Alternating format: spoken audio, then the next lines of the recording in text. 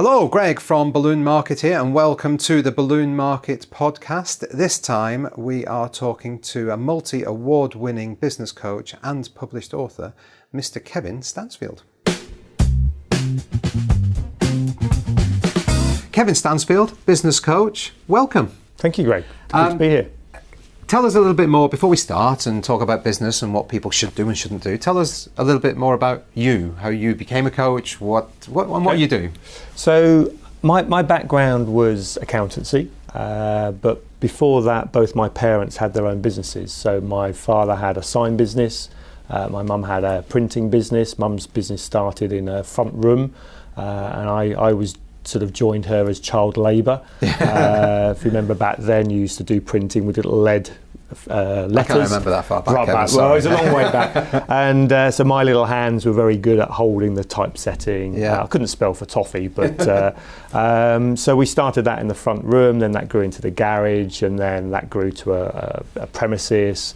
My father bought a business off a man in a pub, as you do. So he had a very successful job, and he left that because he wasn't going any further in his career. And he was sort of early 40s and thought he wanted to do something different. So there's two different ways that people start businesses. You know, from an idea that grows from your basically your bedroom or your front room. Somebody buys into a business. Some people come into business because they're made redundant and they carry on doing the job that, so a plumber is made redundant and starts a plumbing job. Mm-hmm. So the first thing is to understand why you're getting into business. What's the drive from that?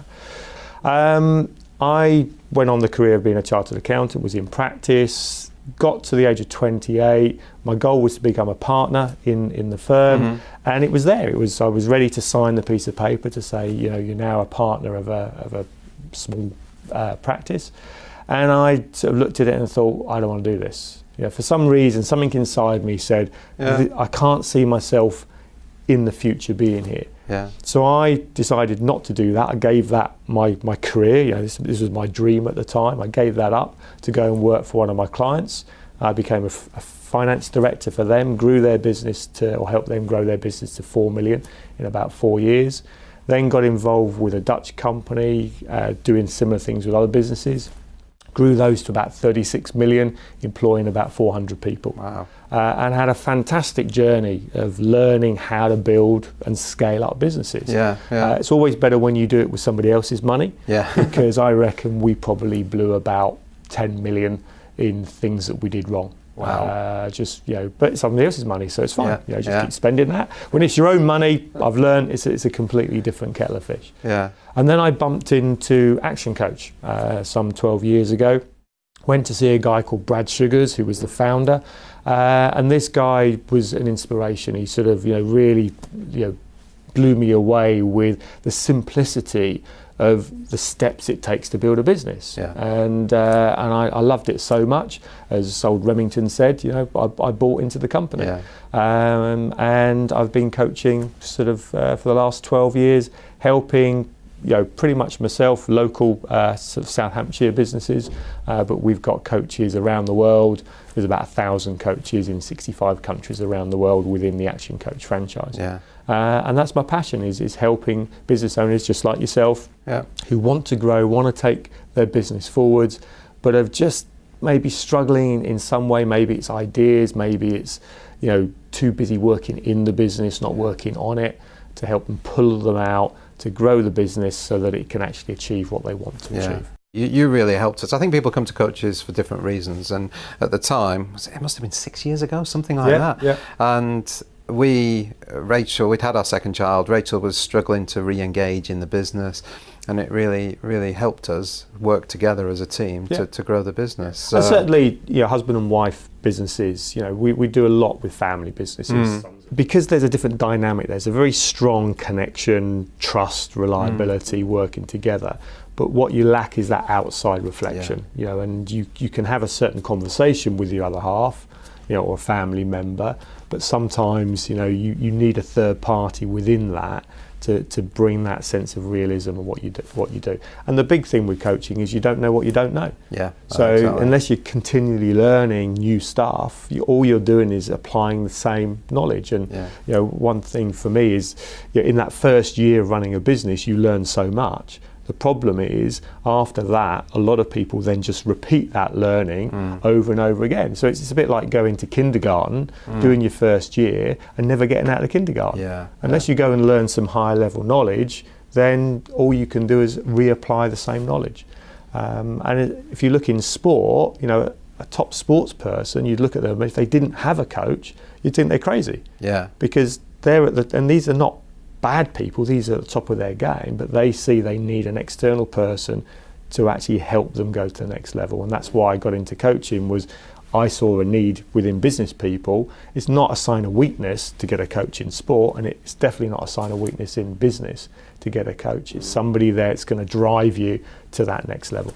It's funny because we've found that the only people that see value in coaching are the people that have coaching, and people that don't have coaching don't see any value in it. And once you've convinced people that, hey, coaching is a good thing, you see that value. Once because people don't want to coach. You know what they want is the results that they can get if they have a coach. So I don't care how they get there. If they're exactly where they want to be with their business, it's providing them everything, their perfect life, then fantastic. But if you're not there, and you haven't done it yet, you've got to ask yourself a question. Well, what's going to be different next year? Doing the same old thing, expecting a different result, as Einstein said, is the first sign of insanity. So bring in an outsider, whether it's a mentor or a coach, or sometimes it's a psychotherapist is needed. But some external body is going to bring some additional knowledge, some additional ways of thinking into the business. I mean, for me, when we worked together, it was more the being held accountable, because when you're your own boss, you're not reporting to anybody. No, there's no boss. I'm the boss. I can do whatever I like, and that's it. And then, of course, it can get, well, I've got no boss to report to. I'll do that tomorrow. And that's what really helped me. And I've tried to continue what we did there, whipping myself effectively, but it's still not as good. You'll never push yourself, as hard. That the coach is there to get that extra 10-20% out of you that you can't do on your own. Now, if you're working forwards, on your own, great.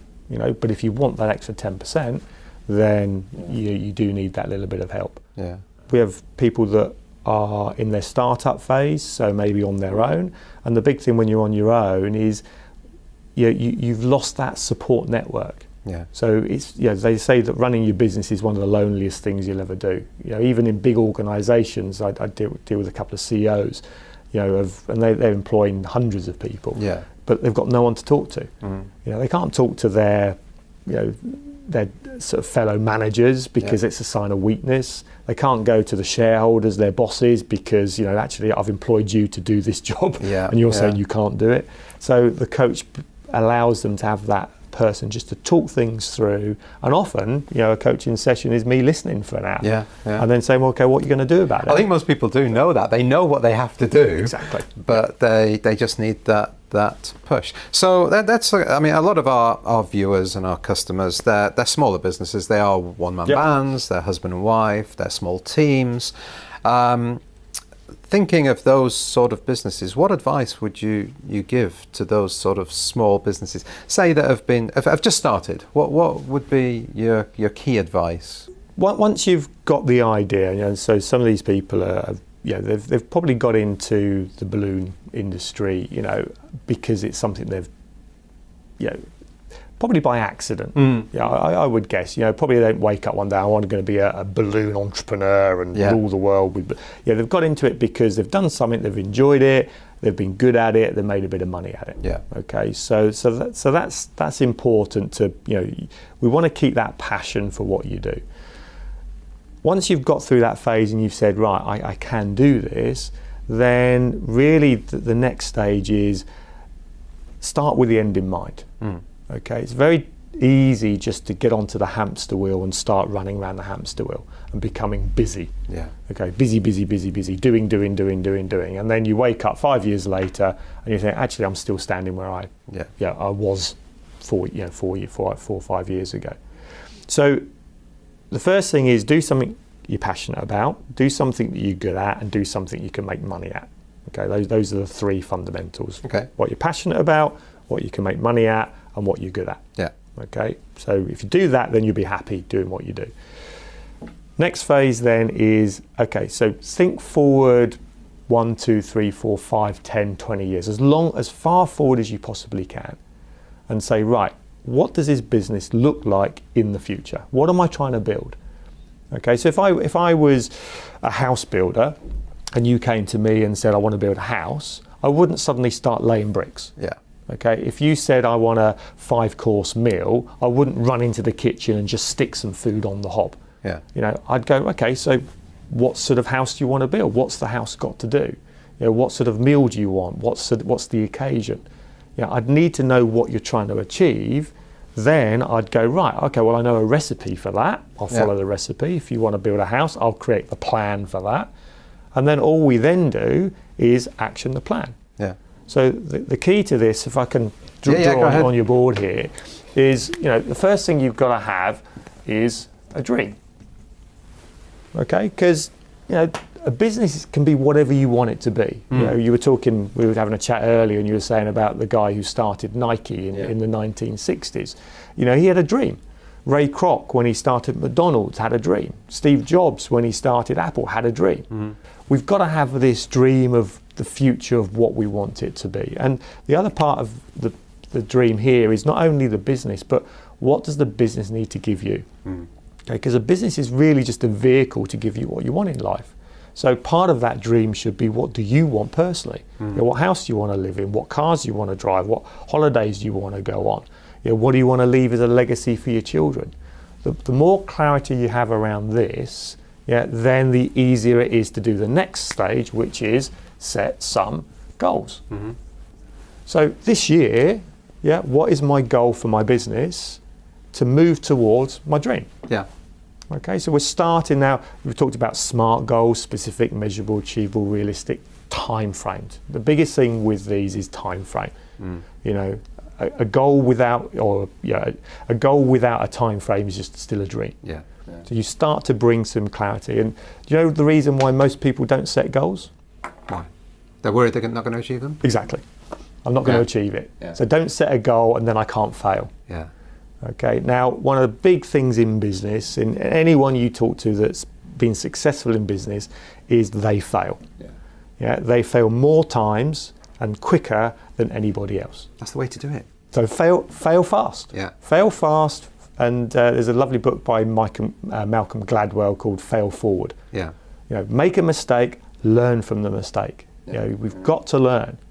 Yeah, and that's really where the next stage comes in here, is we've got to learn. Okay, so, you know, you don't know what you don't know. You know, what got you here isn't going to get you to there. We've got to keep on learning. I know we've talked to you. You know, you got you into audio books. Hugely, yeah. You know, so listening, reading, going to courses, spending time around other successful people. Learn from people who've been where you want to go to. Yeah. You know, it's much easier to learn through a book than learning through your own mistakes. I said to you, in the businesses that I was with, I was lucky enough to make loads of expensive mistakes with other people's money. When it's your own business, it's your own money. Oh no, I mustn't make a mistake. I don't want to do that because I might lose. I think one of the things that you've talked about it there is that when you said, just where do you want to be? And when we worked together, I can't remember what we said, 2 years, 3 years, where do you see the business in 3 years?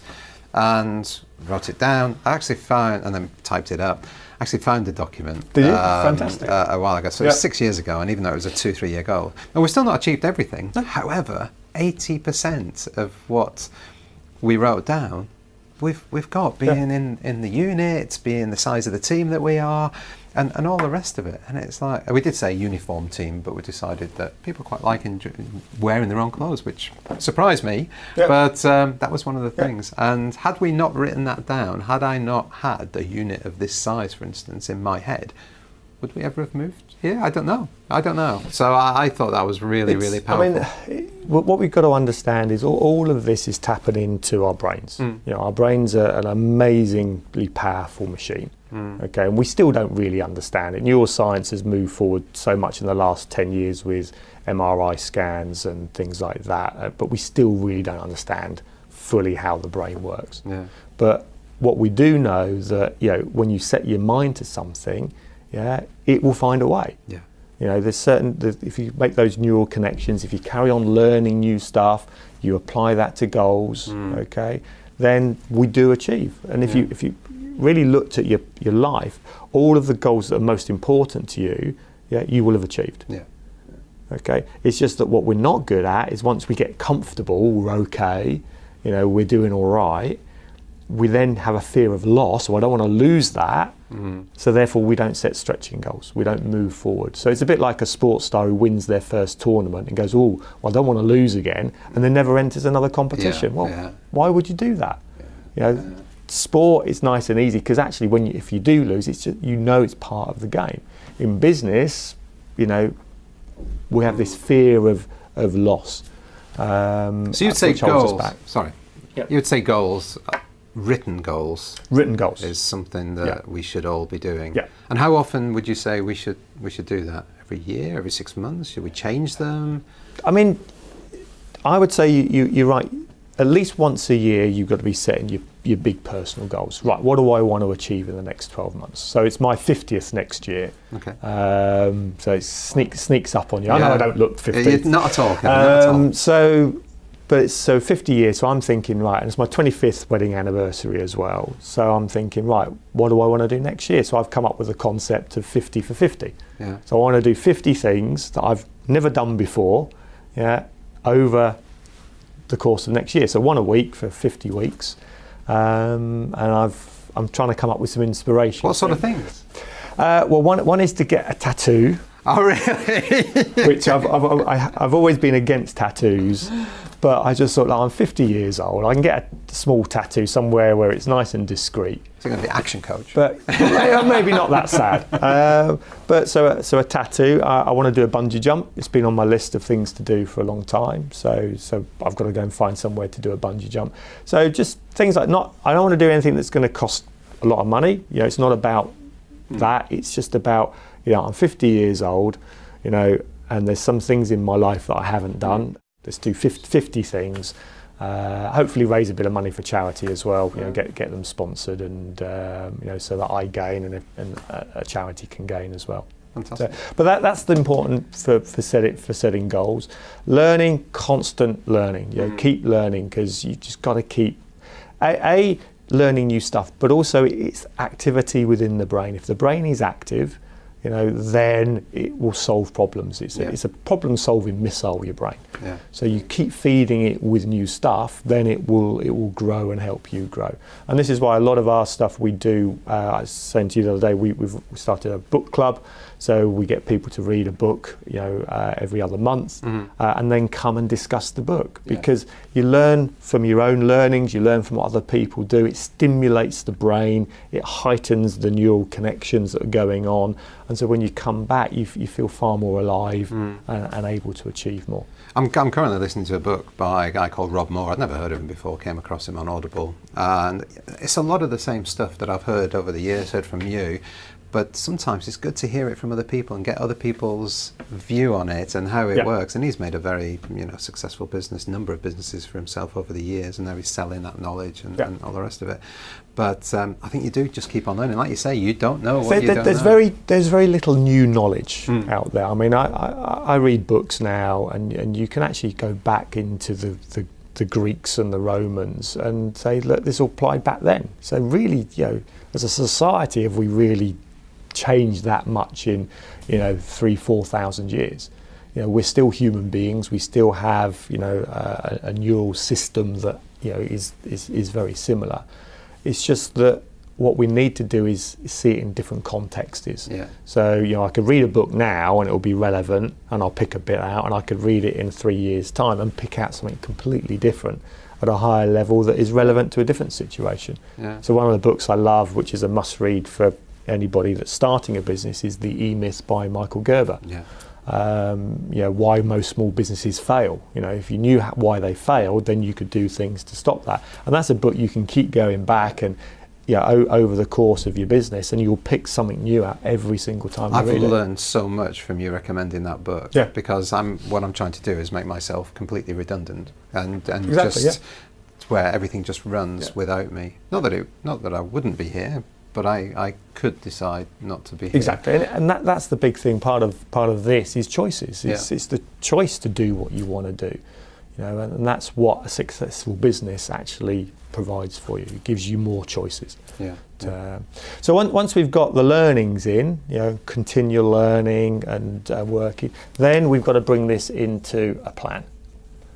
Okay, so we've got to put a plan together. Okay, so and the key to a plan, most people go, I need a business plan, and you go to your accountant, and the business plan will be a load of numbers, and it'll be 20 pages, and you'll do it once, and then it will go in the bottom drawer, and then you'll never look at it again. Okay, it has its benefit. Generally, if you're trying to get finance or something, it's useful, but actually that's not a useful plan. A plan is something that is going to hold you accountable, that you've committed to do. So we work on 90-day planning cycles because it works quite nicely. If you've ever tried to buy a swimming costume in December, we know that we can only really think seasonally. So spring, summer, autumn, winter. So we're now, with all of our clients, going through our winter planning, from September through to December. So really, what do we need to achieve within that? So 90 days is far enough that we can put a plan that isn't going to be changed too much with what's going on in the world.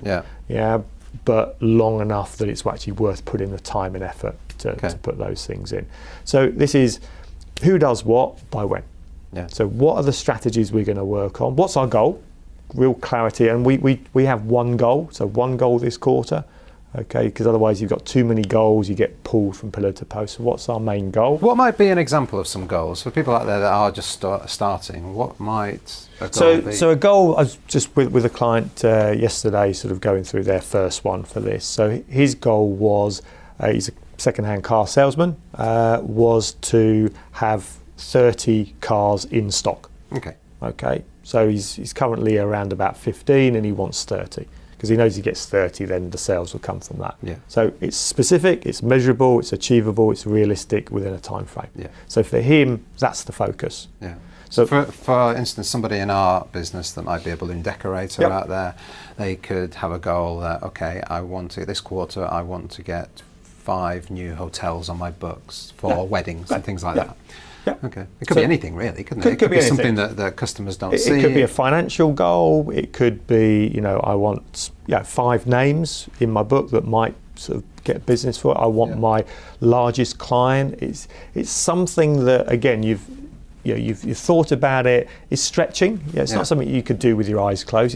You've got to go, oh God, well, I might get it, So it's got to stretch you beyond. But if he goes for 30 and only gets 20, he's still nearly twice what he had now. Okay, so shoot for the stars. If you hit the moon, you've still escaped the atmosphere. So once we have that key goal, then we need some key performance indicators. You need to have some tracking numbers. So if you're going to go for your balloon guys, I want, let's say, 3 hotels on my books. You need to know your numbers. So how many hotels do I need to speak to in order to get X number of meetings? And from those meetings, how many will actually come on? And then from those people that come on, how many how many jobs will I get? So those are the conversion rates. So then we can start saying, well, I need to speak to, if I want 3, I probably need to speak to 20 hotels. Just phone them up. Send them something, make connections with 20. So that becomes our key performance indicator. How many people have I contacted this week towards my goal of 20? Okay, because once we've got the plan then drives the action. Okay, so without this, nothing happens. We can have the best plan and you can sit there reading, pontificating, but unless you get off your backside and do some stuff, then nothing's going to happen. And even if you do this and you've achieved nothing, you've no results, no hotels have said yes, what you then do is, okay, so let's look back. As long as I did everything I said I was going to do, well, what went wrong? So you're going back up to learn. So then you go back up to learn. What do I need to learn so that next quarter I do a better plan and I do better action. In fact, that's learning in itself. If you've contacted 20 hotels and you've got 0 result, okay, you definitely did something wrong. What were the objections? So why did they say, oh, I've already got somebody on my books? Or, maybe you didn't put the value proposition across well enough. Yeah. Maybe it takes a bit of time to build the trust up. Yeah. Okay, so maybe you need a bit of sales learning, read a couple of sales books about how to make connections, how to build rapport, how to present your offering in a better way. Yeah, yeah. So if I mentioned Ray Kroc and McDonald's, and if you watch I think there's a film out, The Founder, with Michael Keaton as Ray Kroc. Oh, right, okay. So it's a good one to watch. But when Ray Kroc, he was 58 years old when he started McDonald's. Was he? 58. Wow. So age is nothing to do with being successful in business. It's mindset. So he was a 58-year-old man, but with an entrepreneurial mindset. Well, I met Simon Woodruff a few years ago. Yeah, he started Your Sushi at 50. Yeah. So, Duncan Bannatyne was late 30s. Yeah. His ice cream van. In his ice cream vans, So, and he was a beach bum on, a windsurfing beach bum before he did it. And he sort of sat up one day and he had a dream that I want to be a millionaire. Yeah. That was his dream. Then he set a goal, buy some ice cream vans, and then learnt from that, and so it just scales. So yes, every time you achieve your goals, you go back and you reset, because the key to life is, life is a journey. We need a destination, otherwise we don't have a good journey. But once you achieve your destination, then go on another journey. And so the likes of Bill Gates and these guys are not in business to make more money. They don't need any. They can't literally spend the amount of money they've got.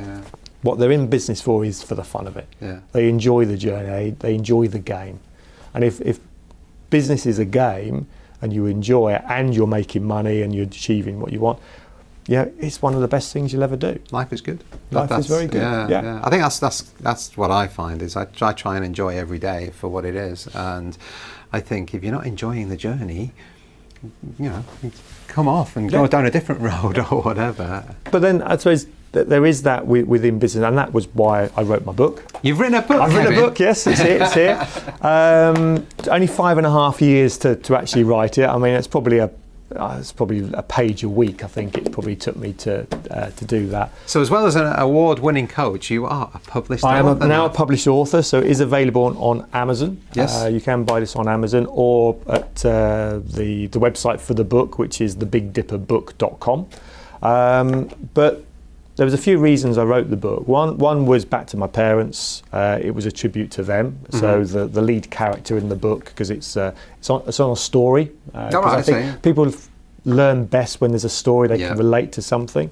So it's very much on the character Ken, who's my father, his journey of buying a business, the ups and downs. That's why it's called the roller coaster of business, because this isn't easy. The roller coaster ride is great when it's going well, and then you hit the sort of the bottom, and I know you've had your own sort of where you think you're at the bottom and the world is going to end, and God, what we're going to do, and then you slowly come up the other side.